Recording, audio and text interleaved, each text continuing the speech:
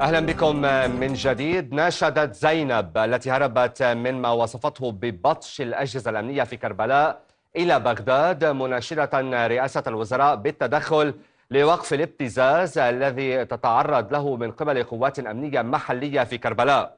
وقالت زينب إن دورية للشرطة اعتقلتها في الشارع بلا مذكرة، وتناوب 5 منتسبين أمنيين بينهم ضابط على اغتصابها وتصويرها عارية وعلى ابتزازها بالتصوير. زينب التي تعيش اليوم في أحد أحياء بغداد ناشدت أعلى السلطات في البلاد بالتحقيق بالموضوع. مناس السهيل والتفاصيل. نحو ساعتين من الوقت قطعتهم زينب على هذا الطريق الذي يربط مدينة كربلاء بالعاصمة بغداد، هاربة مما تعرضت له على أيدي 5 من عناصر الشرطة المنتمين إلى شرطة محافظة كربلاء، بينهم ضابط. اختطفوها إلى منزل مهجور بأطراف المدينة، تناوبوا على اغتصابها تحت تهديد السلاح. أنا صاعدة بتاكسي وإجوا واختطفوني. من هم؟ زين، دول هم بالشرطة.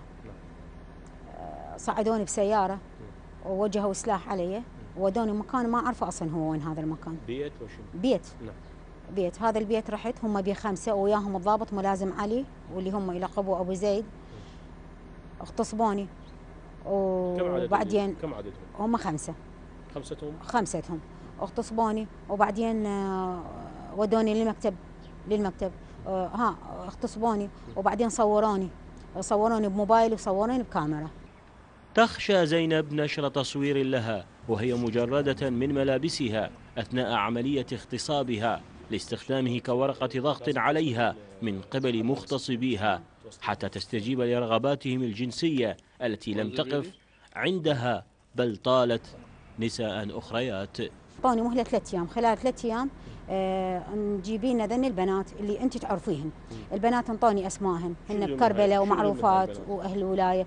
بنات هم مختاريهن، يعني هم يريدوهن، هم مختاريهن واختاروني أنا يعني وياهن اللي أنا بسهولة يعني وصلوا لي. زين، قدروا يسيطرون علي. فقالوا لي ذن البنات تجيبيهن خلال 3 أيام تجيبيهن، لو ما تجيبيهن حكمك بال 15 سنة بهذا التصوير اللي صورنا لك إياه وذن الأوراق اللي وقعتيهن. وأنا طالبة من رئيس الوزراء المالكي، زين، يعتبرني أنا عارضة ويعتبرني بت، زين، ويرحم حالي، وأنا مشردة أنا وجهالي وشاردة من كربلاء، زين، ومشردة ودانام بالشارع بهاي الشيء اللي صار بي.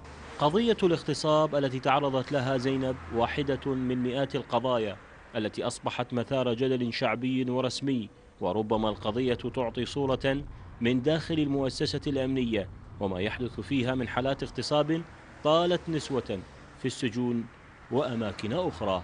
وما يميز قضايا الاغتصاب التي يتعرضن لها النسوة في العراق إنها تحدث على أيدي عناصر في الأجهزة الأمنية سواء داخل السجون أو خارجها. للشرقية نيوز، مناس السهيل، بغداد.